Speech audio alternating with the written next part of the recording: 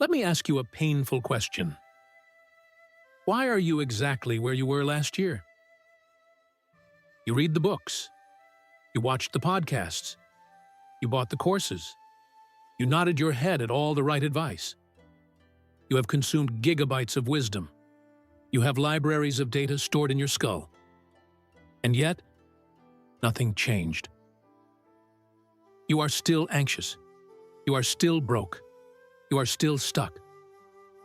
Why? It is not because you are stupid. It is because you are too smart. You are suffering from the most dangerous disease of the modern mind. It is called the "I know that" syndrome.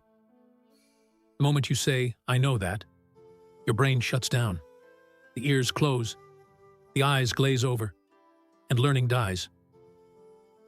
Let me tell you a story. Not a fairy tale. A warning. 100 years ago, there was a university professor, a man of logic, a man of status. He traveled to the mountains of Japan to visit a famous Zen master named Nan-in. The professor did not go to listen. He went to talk. He went to show the master how much he already knew.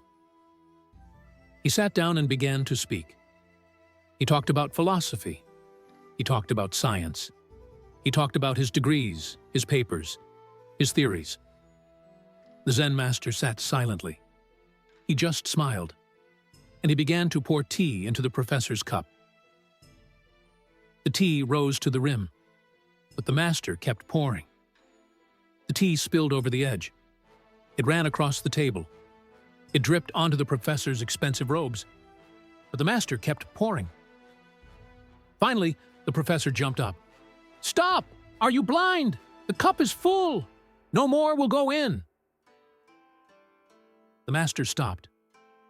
He looked the professor in the eye and said, "Like this cup, you are full of your own opinions and speculations. How can I show you Zen if you do not first empty your cup?" This story is not about the professor. This story is about you. Look at your mind right now. It is full. It is overflowing with judgments, with biases, with facts you read on Twitter, with the arrogance of your past experiences. You approach every new situation thinking you already understand it. You look at a business opportunity and you say, "I know how this works." But you don't. You look at a relationship problem and you say, "I know why she is doing this." But you don't. You look at this video and you think, "I know what he is going to say." But you really don't. Your cup is so full of old information that new truth cannot enter. It just spills over and makes a mess. This is why you are stuck. You are trying to build a skyscraper on top of a landfill. You are trying to paint a masterpiece on a canvas that is already covered in mud. To learn, truly learn, you must do something terrifying. You must admit that you are an idiot. You must kill the expert inside you. You must burn your diplomas. You must forget your past victories. You need a new mind, a clean mind, an empty mind. The Japanese have a word for this. They call it Shoshin, Chushin. It means the beginner's mind. It is the secret of the samurai. It is the secret of the Zen masters. And it is the only way you will survive the chaos of the future. But be warned, emptying the cup hurts, because the tea inside is your ego. What exactly is Shoshin? Do not misunderstand me. It does not mean you erase your memory. It does not mean you act like a fool who knows nothing. Shoshin is not about competence. Shoshin is about attitude. It is the ability to look at something you have seen 1,000 times and see it as if it is the very first time. There is a famous quote by the Zen teacher Shunryu Suzuki. "In the beginner's mind, there are many possibilities, but in the expert's mind, there are few. Read that again. In the expert's mind, there are few. This is the curse of expertise. When you become an expert, you build a mental box.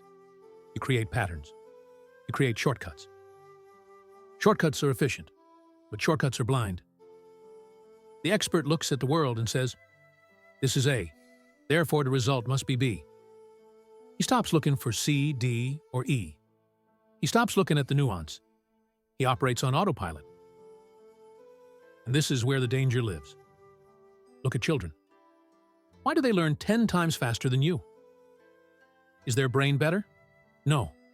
It is because they have no ego. A child does not care if he looks stupid. A child asks, "Why?" 100 times a day. A child tries, falls, cries, and gets up. But you, the adult, the professional, you are terrified of looking stupid. You don't ask questions because you think you should already know the answer. You don't try new things because you are afraid of failing in front of others. Your experience has become a prison. Your reputation is the guard standing at the door. The true master knows this danger. In Kendo, Japanese swordsmanship, the greatest masters warn their students about stopping the mind. If a samurai thinks, "I am a master, I know his move," he is already dead. Because the moment he thinks he knows, he stops observing. He relies on the past. But the fight is happening in the now. The enemy might do something irrational. The enemy might make a beginner's mistake that the master does not expect. If the master is trapped in his expert box, that mistake will kill him. Shoshin is the antidote to this calcification. It is the willingness to say, "I don't know." It is the courage to drop your identity, to walk into a room and be the dumbest person there, to listen to someone younger than you, poorer than you, less educated than you, and truly believe they might teach you something. When you have Shoshin, you are empty. And because you are empty, you are ready to be filled. You become a sponge again. The world becomes vibrant again. The boredom of routine disappears. But how do we do this? How do we force a brain that loves patterns to break them? How do we kill the ego before it kills our growth? There is a method. There are 3 steps to triggering the Shoshin state. And the first step involves silence. Learning is easy. You just add new data to the hard drive. Unlearning is a war. You have to delete files that you love. You have to uninstall programs that have been running for 20 years. To trigger Shoshin, you cannot just decide to be open-minded. Your brain is wired to protect your ego. It will fight you. So, we must use tactics. Here are the 3 protocols to force your mind back to zero. Protocol 1. Drop the label. Humans are addicted to labels. When you see a flower, your brain instantly says, "Rose." And the moment you name it, you stop seeing it. You don't see the curve of the petals. You don't see the specific shade of red. You don't see the shadow it casts. You just see the concept. Rose. The label is the shortcut. The label is the blindfold. Try this today. Look at something familiar. Your car, your hand, your partner. Pretend you have no name for it. Pretend you just landed from Mars. You have no words, no history, no definitions. Just look at the raw data. You will notice scratches you never saw. You will notice colors you ignored. You will see the reality, not the projection. Protocol 2. The tell me more reflex. This is for your conversations. Most of you do not listen. You just wait for your turn to speak. When someone says something you disagree with, or something you think is wrong, your ego screams, correct them, teach them, interrupt them. This is the expert mind taken over. Kill it. When you feel that urge to interrupt, force yourself to say these 3 words. Tell me more. Even if they are wrong, especially if they are wrong. By asking them to explain, 2 things happen. First, you might actually learn the logic behind their madness. Second, you train your brain to suppress the ego. You are not losing the argument. You are winning the war against your own arrogance.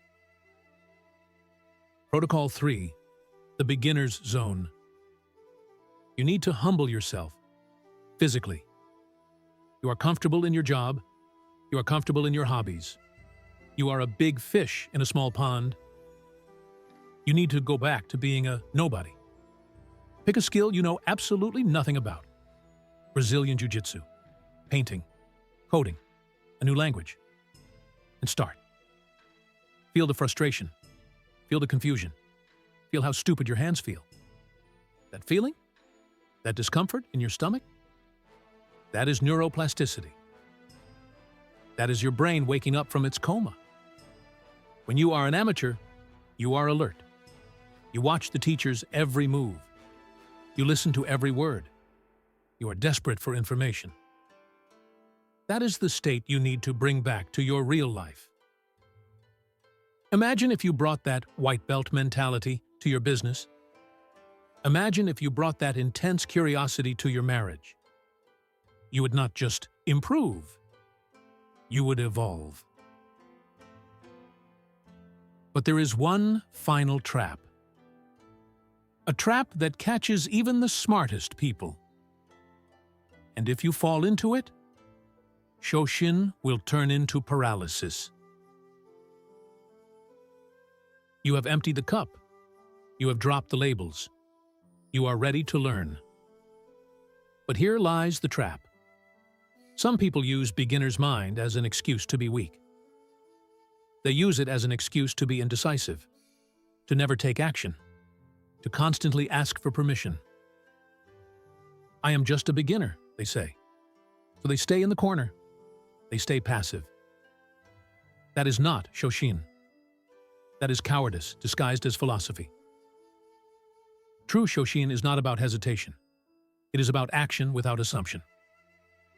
The samurai does not hesitate when he draws his sword. His skill is lethal. His muscle memory is perfect. But his mind is open to the unexpected. He strikes with the precision of a master, but he observes with the curiosity of a beginner. This combination is unstoppable. High skill plus low ego. This is the ultimate state of the human mind. If you have high skill and high ego, you are fragile. One mistake will shatter you.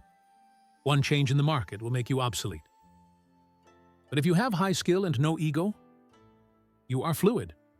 You are like water. You can adapt to anything. Look at the world right now. We are living in an era of chaos. Artificial intelligence, economic shifts, global instability. The rules are changing every single day.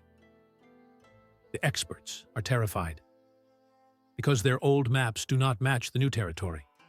They are screaming at reality, trying to force it to fit their textbooks. But the beginner is excited. For the beginner, chaos is just a new lesson. For the beginner, a new technology is not a threat. It is a toy to play with. If you want to survive the next 10 years, you must become an eternal white belt. You must wake up every morning and hit the reset button. Look at your partner and say, I will discover who they are today, not who they were yesterday. Look at your work and say, is there a better way to do this? Even if you have done it the same way for a decade.